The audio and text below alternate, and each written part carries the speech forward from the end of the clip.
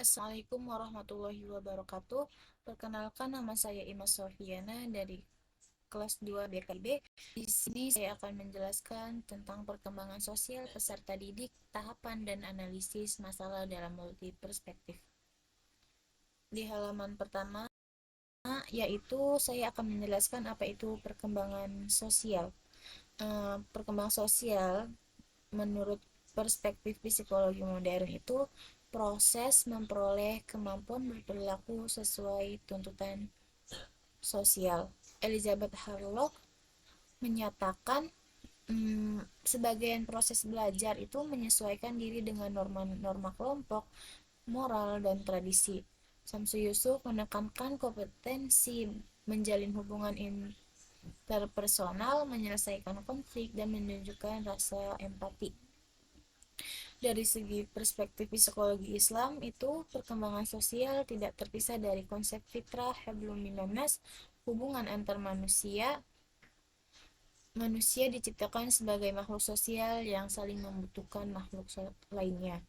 Tujuannya menciptakan akhlakul karimah dalam berinteraksi, menjunjung nilai-nilai kejujuran, keadilan, tolong menolong, dan menghormati hak orang lain.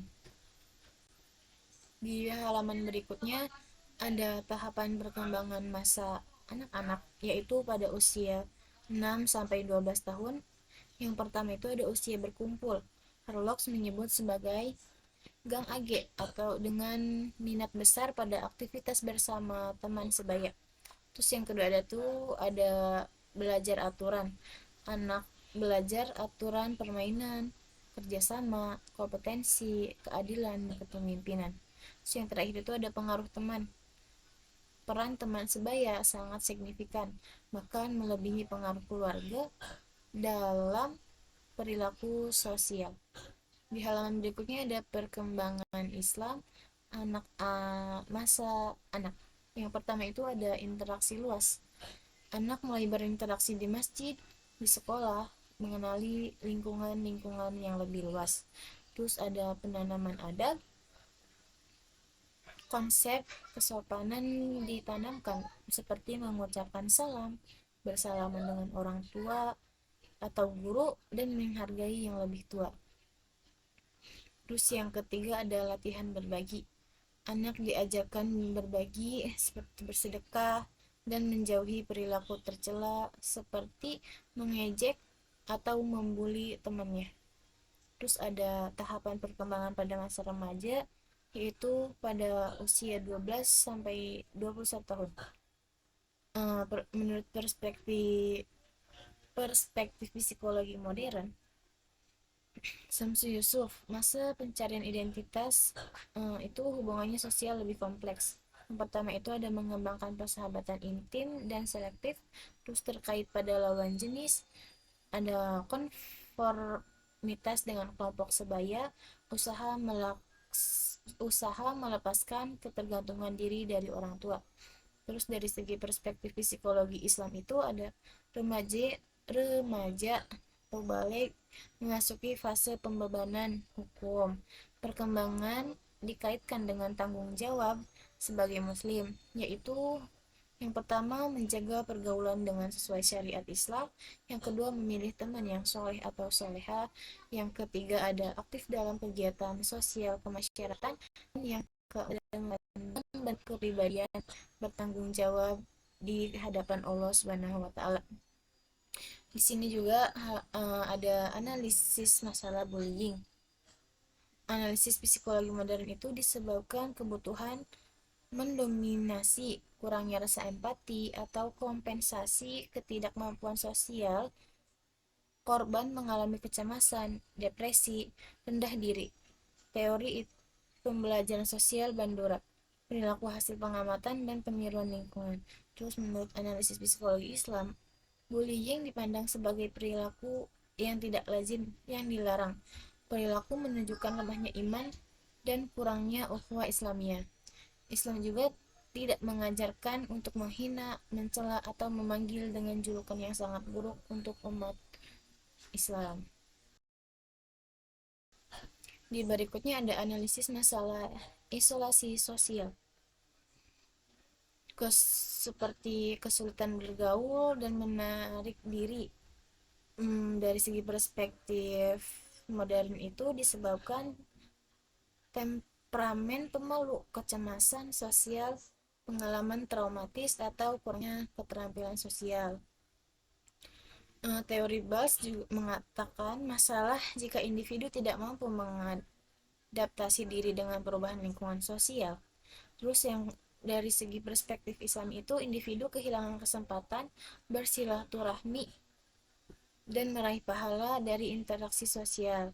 Islam menganjurkan umat Islam untuk saling mengenal dan menjalin hubungan yang baik. Islam mengakui individu pendiam, namun tetap harus menjalankan kewajiban sosial sesuai kemampuan, dukungan ta'awun yang diperlukan. Terus ada analisis masalah konformitas negatif, yaitu ada proses sosialisasi seperti remaja mencari permainan kelompok. Terus ada perilaku beresiko seperti merokok, tawuran, penyalahgunaan, dan narkoba. Terus ada identitas meminjam, yaitu seperti meminjam identitas kelompok. Hadis riwayat Abu Daud juga dan Tirmizi juga menjelaskan bahwa seseorang itu tergantung agama temannya. Maka hendaklah ia melihat siapa yang menjadi temannya. Secara pandangan Islam, konformitas negatif muncul karena lemahnya iman dan salah memilih lingkungan. Nah, solusinya itu memilih lingkungan yang soleh dan solehah dan bermuhasabah atau berintrospeksi diri. Terus ada perbandingan tokoh psikologi itu ada 4 aspek. Yang pertama itu ada aspek pandangan manusia, ada aspek tujuan perkembangan, dan faktor penentu aspek keberhasilan sosial. Pandangan manusia dilihat dari psikologi modern itu makhluk biologis, psikologi sosial berkembang melalui interaksi lingkungan. Terus dalam psikologi Islam itu pandangan manusia makhluk ciptaan Allah dengan fitrah, akal, nafsu, dan khilaf dan hambanya. Terus ada tujuan perkembangan itu, kalau dari segi psikologi modern, kayak pribadi matang secara sosial, berinteraksi efektif, mandiri, diterima di lingkungan. Kalau dari segi psikologi Islam, tujuan perkembangan itu kayak akhlakul karimah, masyarakat yang harmonis, kebahagiaan dunia dan akhirat. Terus ada aspek faktor penentu menurut pandangan psikologi modern itu, interaksi biologis, natur, dan lingkungan nurtur, pola asuh, teman, budaya. Terus faktor penentu dilihat dari psikologi Islam itu fitrah, bimbingan orang tua, lingkungan, hidayah, dan taufik dari Allah. Terus ada yang terakhir, ada keberhasilan sosial. Pandangan psikologi modern, aspek psikologi modern itu populer, banyak teman, dan mampu memimpin berprestasinya kelompok.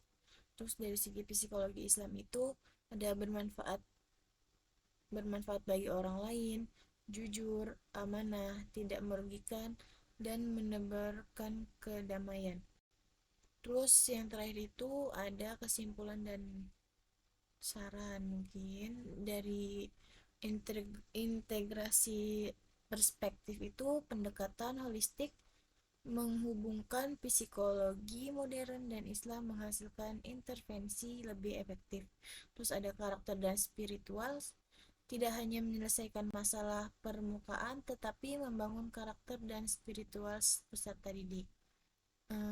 Ada saran peran pendidik itu, pendidik dan calon konselor itu perlu meningkatkan nilai-nilai psikologi dalam memenuhi perkembangan sosial. Mungkin cukup sekian yang dapat saya sampaikan, kurang dan lebihnya mohon maaf. Wassalamualaikum warahmatullahi wabarakatuh.